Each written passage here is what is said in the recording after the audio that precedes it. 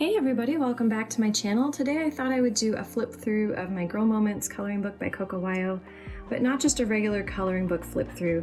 I have a lot of pages that I've colored in this book, and some of the techniques, I know a lot of you have asked, well, how did you do that? What did you use specifically to make that technique? And I do have several videos that show you step by step how to do that, but I thought it might be helpful to just point it out on some of the pages so that if you're trying to replicate one very specific thing in your Girl Moments book, or maybe in another book, but you want the same technique, then at least you'll know where to start. So I'll just do a flip through of all the pages, and when I get to the ones that I've colored, if there's anything I can share that might be helpful to you, I will be sure to share it. So in this video, I used a jelly roll pen to create this lighting effect here above this window, or above the tub in this window, and then I also used a white colored pencil to just add a little bit more blend to the glow to make the window look like the sun is behind it and the light is shining through. And then for all of these gradients that you see and the shadowing, this was all colored pencil on top of a markered layer. So the whole thing was colored in markers, and I believe mostly alcohol markers. I don't know that I had too many water-based markers in this one. And then I just used colored pencil on top of it to create all of the shadows and depth and dimension. And then in this page, I used jelly roll to create the little polka dots. I used additional different colors of marker to create the polka dots on the walls. And then for the curtains, I actually took a white colored pencil on top of a dried marker layer and added all of these kind of like sheer marks. Like it kind of looks like it has a sheen to it, or maybe it's a little bit transparent. So I added that into those. And then for her little pattern on her PJs, I used colored pencil to create that effect. In this one, I went an entirely different way with lighting, and I decided to use yellow marker to create all of the highlights where I wanted them first, and then I colored with the regular markers, and then I used colored pencil to shade. And it does, it's effective, but I feel like the way I prefer to do it is to add my highlights after, because this is very concrete. And yes, you can go over it, like I did accidentally go over it a little bit right here, but it's still there. You can still kind of see the yellow. So if I really didn't want it there, it's kind of hard to get rid of it. And so I feel like a lot of the things with lighting, at least for me to understand it when I'm working on these pages, happens as I color the page. So I think about lighting initially, like which direction is the light coming from, but I don't like to make all of my lighting decisions so concrete. I like to sort of let the page take me on a journey, and then I notice, oh, well, light would be hitting here and here. Maybe I wouldn't have noticed that, before if I was just putting all these yellow lines everywhere to indicate light. So each to their own, but that's my preference. I did this more of as an experiment. A lot of the pages in my Girl Moments book were experiments. So some of the pages you might be like, that's not very good coloring, but you know what? It doesn't matter because I had fun, and that's the most important thing. And I learned from every single page I've colored in this book. It has been a wonderful coloring journey. In this page, I was really just practicing with some water-based markers to see what kind of blends it would let me create, because I hadn't done a whole lot of blending. This was quite a while ago when I colored this one.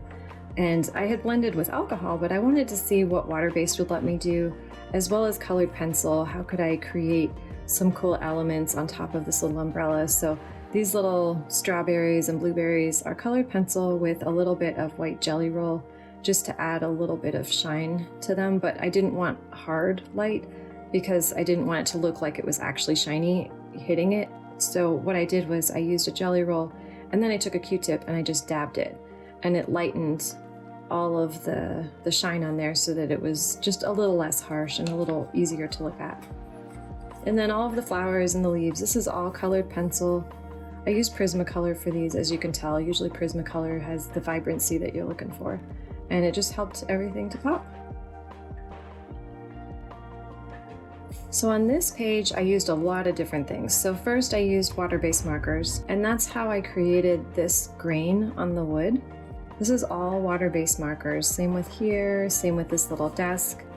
And because water-based tends to create lines, it can really bring some cool textures to your page that you wouldn't have had otherwise if you use alcohol markers.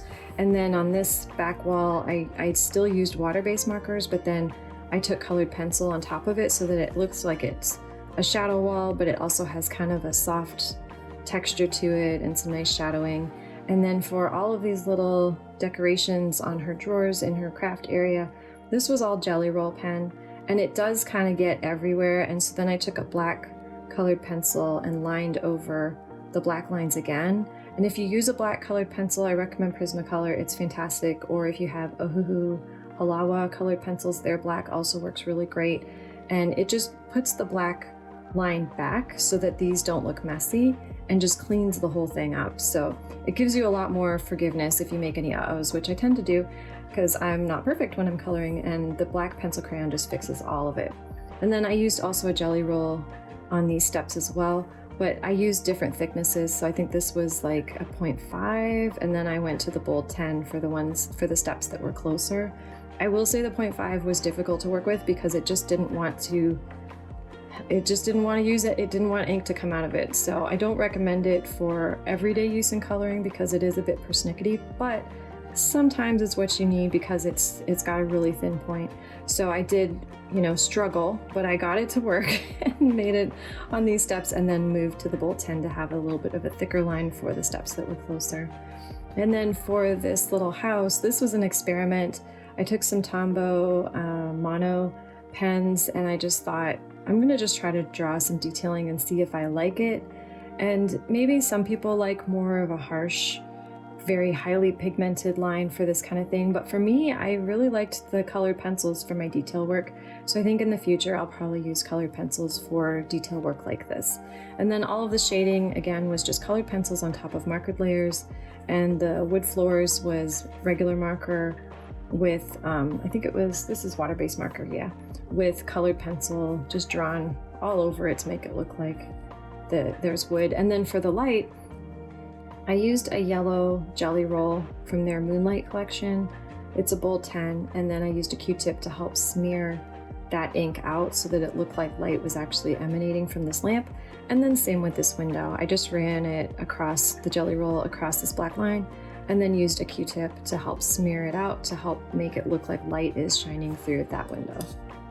So this page, I actually have a full-length Color With Me video tutorial. So if you want to actually color along with me on this one, feel free to go check out that video. I'll put the link in the description. And for this page, I did use the entire page as water-based markers and colored pencils with a little bit of Jelly Roll. So really only 3 different tools, of course a bunch of colors in that arena, but really just 3 tools to get this page done. And this, I think, was one of the first pages I did in my Girl Moments book. I didn't really want to focus on shadows. I did a little bit of shadowing with some marker, but that wasn't the focus of this page. I just kind of wanted to color it just to color it and sort of play with some of my Jelly Roll pens because I had received a new pack of a bunch of Jelly Rolls, and they were all in a bunch of different colors. And so I just kind of went crazy with the polka dots and just seeing what does it look like? Does it lay shiny? Is it a matte finish? And so this was an experiment page just so that I could drop some color on it and see like how do the gradients work with certain markers. And so I didn't really put a lot of effort into making this page amazing. It's okay, but it was more just for practice. And then this page, I actually have a tutorial that will show you how to do some of these floral patterns. I know when I shared this page, everyone was like, how did you do the florals? And it's really easy. It's not that hard. It just looks complicated when you see things finished sometimes. So if you want to go check out that video, I'll put the link in the description so that you can see how to make cute little floral patterns that you can add to your pages. Oh, and because some of you have asked, I used a water-based marker for the background, and you can see the similarities between this page and that other page that had the wood in it. So you can see like water-based really lets you do a lot of cool effects. So it looks like she's got like really nice wood behind her, and even like the cardboard box. It makes the cardboard box feel like cardboard. So don't feel like water-based is gonna make your pages ugly, because that's not the case. It's just learning how to use them. And in previous videos that I've posted, I show you how to use them and get the best out of that marker so that you can create some really nice effects on your page. And then for these lights, this is just, let's see, alcohol marker, and then some colored pencil. I used a dark pink right on the edge, the interior edge, and then a lighter pink on the exterior edge, just to make it look like it had a little bit of a pink glow. And then for the inside of this window, I wanted it to look like it was glass. So I just took a white paint marker in my top 3. No, I think the video is like the best white pens to get that are effective. The one that has the name that's impossible to pronounce, that's the one I used for this. And it worked really great because it just sort of created a white cast on everything, but it wasn't so harsh that it just made this window like stand out with crisp harsh lines, because I did not want that. I just wanted it to sort of have a light cast of some white to show that it's glass and that you're actually looking through it. And same with the bird, I outlined the little bird with that same pen. So I'll put that link in the video too, just so that it's easier for you to find that. Good to know if you want to replicate this, but also just good to know which are the best white pens out there for coloring based on the effects that you're trying to go for. And then this also was an experimentation page where I was just playing with different white pens and Q-tips and seeing what would happen if I jelly rolled over them. I also did some grayscale where I just took gray markers and colored over stuff just to see how my markers would perform. And I highly recommend doing that if you have a new pack of markers from a brand you're not familiar with, or if you're just new to coloring. Take a page and don't feel bad about getting it wrong, because who cares? The whole point of the experiment is to see what your markers will let you do and what kind of effects you can get out of them. And then you can store that away in your knowledge bank, and when you want a certain effect, those are the markers you're going to grab, and then you can create the effect that you know those markers will achieve. So that's what this page was. I did a little bit of light and shadows, but really this was more of an experimentation page where I could play and just see like what would happen to the page if I did this with this specific marker, or if I did bright orange lighting like in her hair and on the plant. Would I like that, or would I want it to be different? So it was just more of fun to experiment page, and I learned a lot from it. This one's one of my favorite pages, and it seems like on social media this is everybody's favorite too because of the lighting that kind of pops here on her side and down through this garden, and you really feel like the heat of the day from this page. And I do have a video that shows you how to create these sun rays so that you can make the glow, and it's really not that hard. This is just acrylic paint markers, some jelly roll pens, and then I took some white colored pencil in addition to a jelly roll around her and like where the sun's casting through in between her and this little pup. It's just some white colored pencil to help make it feel like there's a soft glow coming from where the harsh light hits. And so I have a video that shows you how to do this. If you want to see it, I will put the link in the description. But this page really was a combination of mostly water-based markers, some colored pencils, jelly roll pens, and acrylic paint markers. This page was an experimentation with colored pencils. In my beginning stages with colored pencils and alcohol markers, I just kind of wanted to see like how far I could go with certain brands, what kind of shadowing it would let me create. And you can see that the shadowing isn't as intense in some of these areas, but I was testing different colored pencils because not all colored pencils are created equal. Some will let you do incredible shadowing, and then others just will not let you do it at all. They just will fight you every step of the way. So I wanted to have a page where I could experiment and just see, you know, how far is it going to let me go on top of an alcohol marker layer. Most of this is alcohol marker except this little coffee board. This is water-based marker. And again, using the right marker in the right place. If I had used alcohol markers in this, I think I would have been like, man, I wish I had some texture there because everything else is pretty smooth. But I used water-based and it just created a really nice texture there. Actually, now that I'm looking a little closer, I think I used water-based on her outfit and a couple of cups. So it's not entirely alcohol marker, but it's mostly alcohol marker with a little water-based and then colored pencil, and of course some jelly roll for highlights. And I think this is just colored pencil. I wanted to see what it would look like if I just used colored pencil and didn't use jelly roll to create light. And so this was also my experimentation.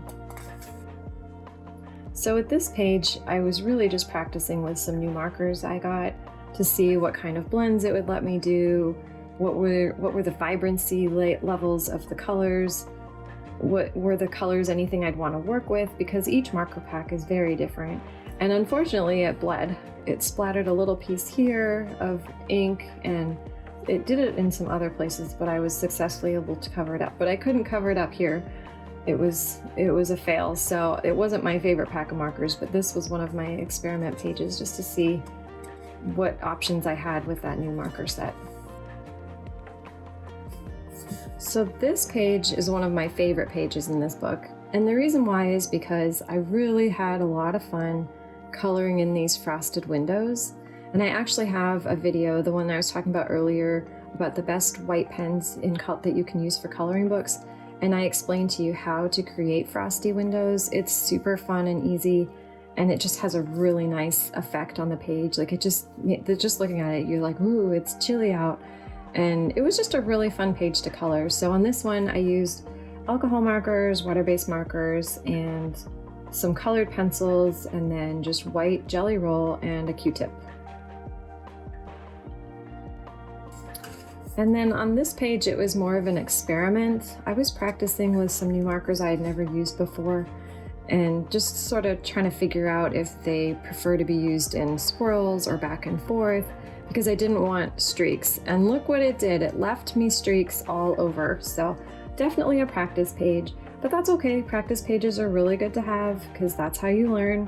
And so I used it to practice some white light, some yellow light, patterns on walls, this new kind of marker to see how to get it to lay down ink without streaking, and obviously epic fail on the streaking on the background, but that's okay. I learned that marker really didn't like the way I colored with it, and so I've since learned how to make it perform better. And then I also used some water-based markers on some of the furniture, and then some colored pencil to create some of these effects. And then I used some yellow jelly roll for these highlights, and then some white jelly roll for... Actually, no, there's no white jelly roll. I thought I had white jelly roll on this, but I don't. It looks like it's just yellow jelly roll coming from this little orange light over here. And then this page was also an experiment. I wanted to see what it would be like to color a page without using any jelly roll at all, but still creating light. So this page is a combination of alcohol markers, as you can tell from the sunrise. And then it's also a combination of water-based markers, which you can tell from this little bench here. And then I added colored pencil for all of my shadowing, but I also used colored pencil for all of my highlights. So you can see it on this little bench, you can see it on the street light, on this plant, very gently on the tops of these plants, right here where the light is hitting this end cap of the brick fence. And even on the birds, I just wanted to see what it would look like if I didn't do harsh highlights, because once you use a jelly roll, the pigment is pretty intense. And it's not bad, it's just a different look. And so I wanted to try something just a little bit softer and see what I thought of it. And so that's what this page was an experiment to practice creating those highlights without using any jelly rolls at all. And it is successful. I will say though, in a video or on social media, when you take a photo or a video, it tends to kind of dampen all of your highlights. So like I'm looking at this in real life and these are popping, like they are popping off the page. They look amazing, but I'm sure on the video they look very muted and very subdued. And you're probably like, Tanya, you should have done more highlighting, which if you're going to photograph it, probably should. But I just wanted to experiment with it and try it out and see what kind of effect I could get from it. And I believe that's it for this book. So that's all the pages that I did in this Girl Moments book thus far. Of course, I'm still going to color more because I absolutely love this book. In fact, I bought 2 copies of it because I love it so much and I want to color all the pages all over again because it was just such an amazing coloring book. Coco Wyo and I'll really knocked it out of the park with this one. If you have any questions about any of the stuff that I've talked about, feel free to leave a comment. Of course, I will link in the description all of the video tutorials that are connected to the techniques in this book, as well as the Color With Me video that's connected to one of the pages in this book. And hopefully that'll help you out and make you feel more confident, have even more fun with your coloring, and just enjoy your coloring journey.